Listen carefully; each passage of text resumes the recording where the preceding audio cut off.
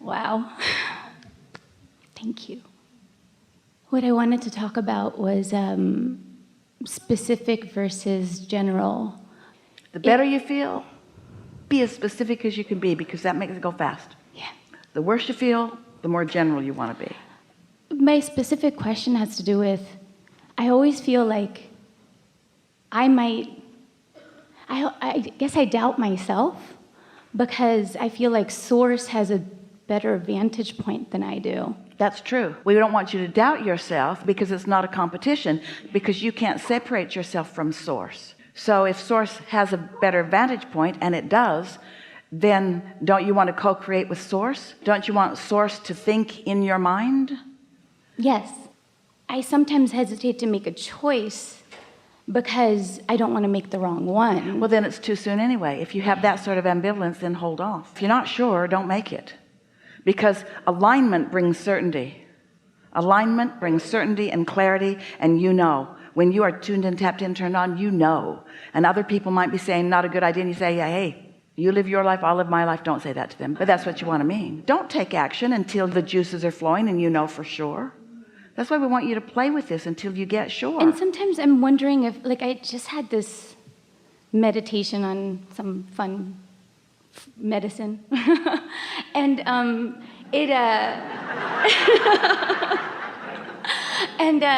it gave me clarity on, is this the level I want to play at? Is this the level I want to create at? So in other words, it's like, it was work related and family related to a certain degree, but it was sort of like I saw this vision in my mind of why people, you were talking about this yesterday with how we fragment from ourselves and from Source. And I had a vision of recognizing that any fragmentation that I'm partaking in, whether it's corporate or familial or whatever, comes from these feelings of separation that we all have.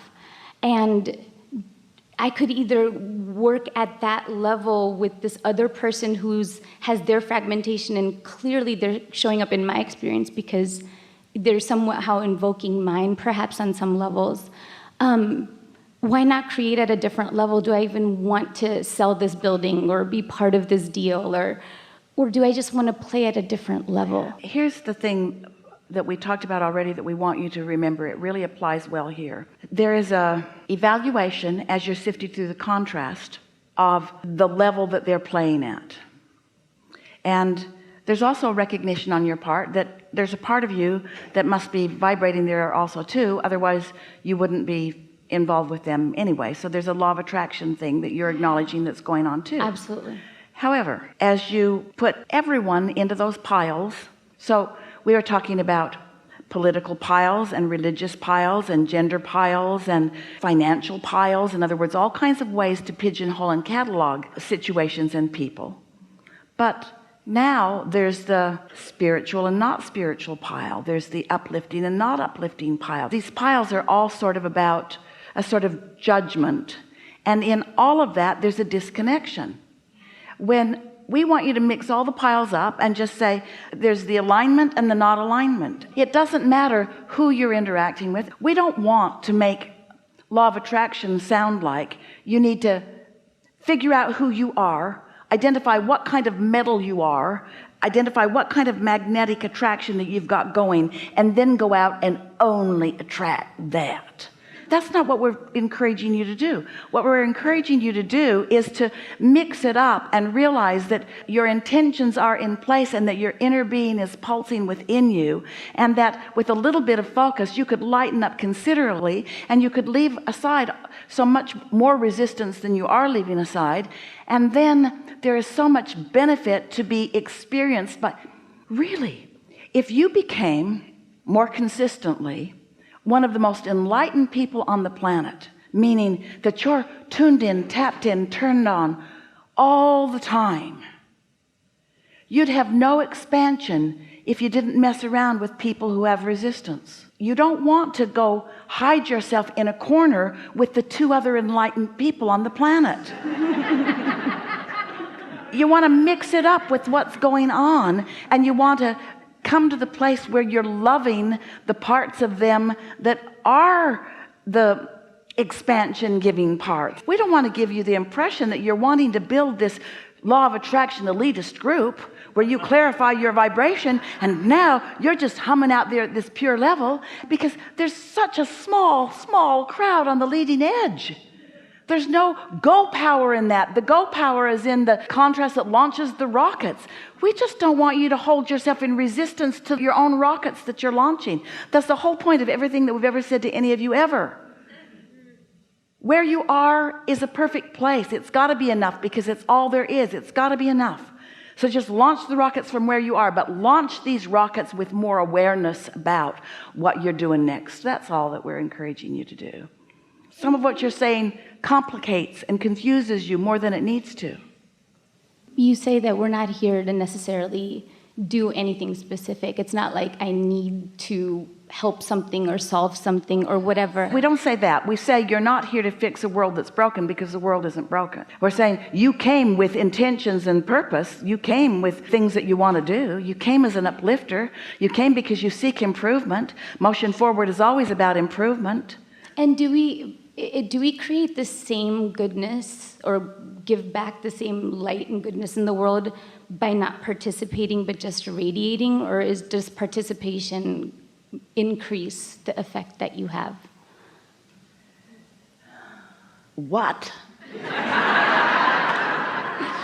So if we're here to do things, if we're here to have purpose, and we came here with a purpose, and to discover more, and maybe if the purpose is just to have ease and love and peace and joy. The purpose is joy. The awareness is that there will be expansion, and the choice is to have expansion in joy.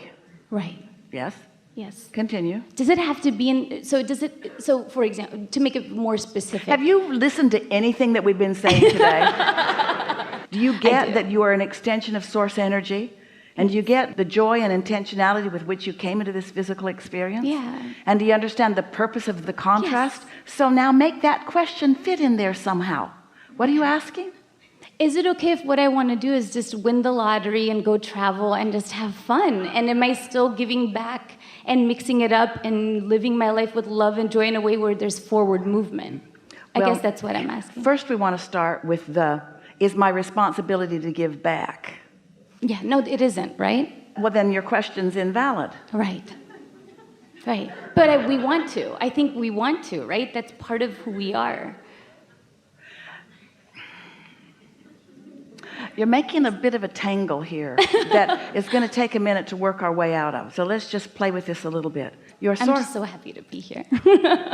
So you didn't come with some responsibility to make the world a better place, because you acknowledged the perfection of this contrasting world. You did come because it is joyful and fun to participate in this world, and because you knew that any participation, whether you're joyful or not, would cause expansion. And so your powerful intention about coming forth was satisfied just by coming forth, because you knew that you couldn't participate in this perfectly set up environment without contributing in all the ways you have intended. So to answer that part of your question, you can't get that part of it wrong. You are a contributor in the way that you intended just by being here and mixing it up, because you can't participate and observe and be part of this without launching continual rockets of desire. So you are building, without even knowing it usually, a vibrational reality which summons source into this time and space, which satisfies all the intentions that you held as you made the decision to come. Did we answer that clearly? So now on the question of, is it all right to have fun?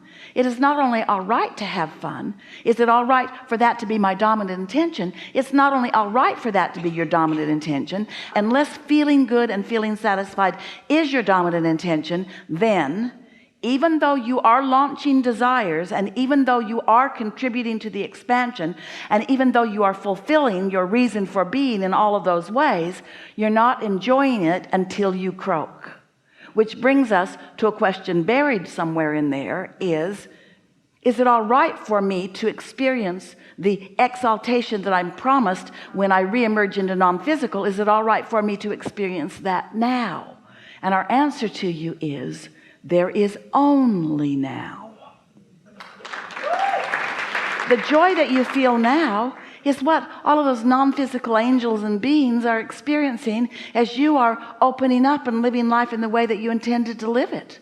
We know what you're asking. You're asking, if I hang around in negative emotion, am I sort of squandering my reason for being? No, you're still contributing. You say, well, if I discover positive emotion and I'm just happy all the time and I'm selfishly looking for ways to enhance my experience and I'm thriving in terms of relationships and prosperity, and is that all right? Shouldn't I be suffering? In other words, isn't there something else that I should be doing in order to contribute? And we say, you know your greatest contribution when you are feeling your greatest joy.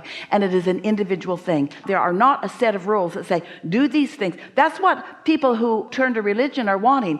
Tell me what to do so that I will receive the greatest blessing once I'm dead. Make the rules for me and I'll do my best to line up with all of those rules. Then when I reemerge into non-physical, to then receive the reward that I've come here to earn. There's nothing about that that is the way that it is. We appreciate your question, and we appreciate your willingness to experience the power of our answer. Because this is a big deal. What you honed in on with your powerful and personal and very sincere question is the thing that keeps more people from being joyful in this life experience than all other things put together. There is some belief that to be selfish and reach for joy cannot be right, because I've been told too many things before that make me believe that I'm here to serve others. And you got to ask yourself, if others are telling you those things because they want you to serve them, it's like they say, don't be selfish, but do what I need. Don't serve your selfishness, serve mine. There's something a little out of whack about that, don't you think? You think? We have enjoyed this interaction so much.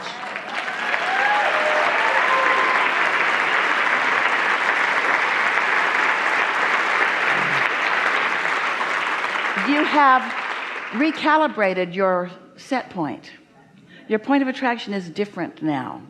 And the benefit of that will be evident to you as you're moving forward. It is our desire that you pay attention to that, because words don't teach, but life experience really does. So as you notice the difference in the way things unfold, the thing that we really want you to pay close attention to is the thoughts occurring to you that feel fun.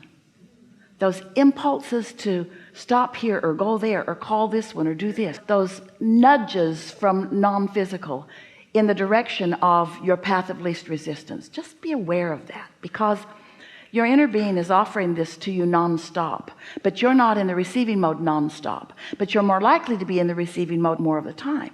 So when you think about it, if your inner being always knows where you are in relationship to where you want to be, and your inner being is always offering those suggestions and impulses in the form of vibration, so that's happening all the time, doesn't it follow that the more often you are joyful, the more often you'll be in the receptive mode of feeling that nudge?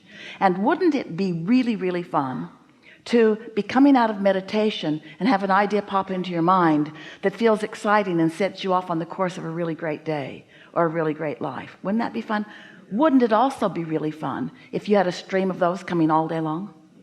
All day long? All day long. Wouldn't that be really, really fun if you just tapped into the clarity and brilliance of who you really are and demonstrated it through the life experience that you're living? That is what we're talking about. That's who you are. There is great love here for you. And for now, we are complete.